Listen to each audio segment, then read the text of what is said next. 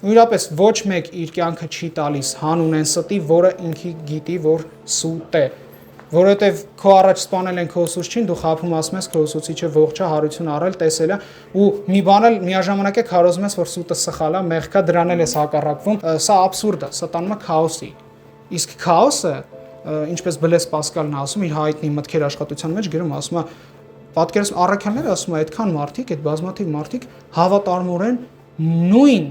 պնդումը, նույն հավատամքը պահեցին, ասում է, մարդու հոգին, ասում է, մարդը այնքան փոփոխական է,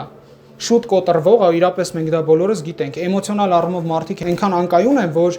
հաստատ ասում է նրանցից ոմանց, որ բռնեին բանտարկեն նույն 11-ից կամ մյուսներից առաքյալներից, հաստատ որոշները կուրանային կամ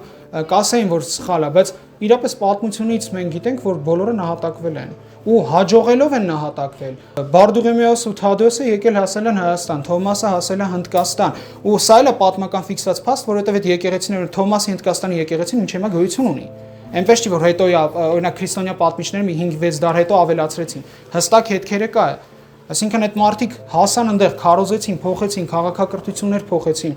ու այդ ամեն ինչ ուղղակի ստի իման վրա ծեծվելով, ջարդվելով, Եվսեբիոս կեսարացին ասում է Պետրոս առաքյալի կնոջը իր աչքի առաջ սպանել են, բայց չի ուրացել։ Այսինքն նույնիսկ իրենց հարազատներին իրենց աչքի առաջ սպանում են, բայց մեկ այլ իրենք չէին ուրանում։ Հասկանում եք, չէ, սա բավականին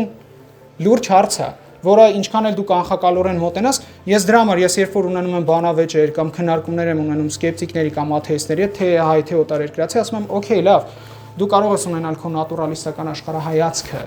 Խնդիր չկա, այստեղ էլ Ժորժ ջան, դուք էլ կարող եք ունենալ, դուք էլ կարող եք չընդունել այն ինչի ես ասում եմ։ Ես որպես օրինակ քրիստոնյա, ես որպես մարդը, որ ընդունում է Հիսուսի հարությունը, որպես նաև իմ աշխարհայաց, ես այս տեսակետով եմ ներկայացնում։ Ասում եմ, օքեյ, դու կարող եք չընդունել, բայց դուք պիտի պատասխանեք իմ հարցերին։ Եթե մենք օրինակ առողջ բանավեճ ենք ունենում, ես ձեր հարցերին եմ փորձում պատասխանել, դուք էլ պիտի փորձեք իմ հարցերին, ու ոնց տեսնում ենք, թե Լուդեմանը, թե Ջեյմս Թեյբերը, էլի սկեպտիկ հեղինակ է, որ հավատում է, որ առաքյալները փորձառություն ունեցել են, բայց ոչ բոլորը։ Ու սա շատ հետաքրքիր է իրապես։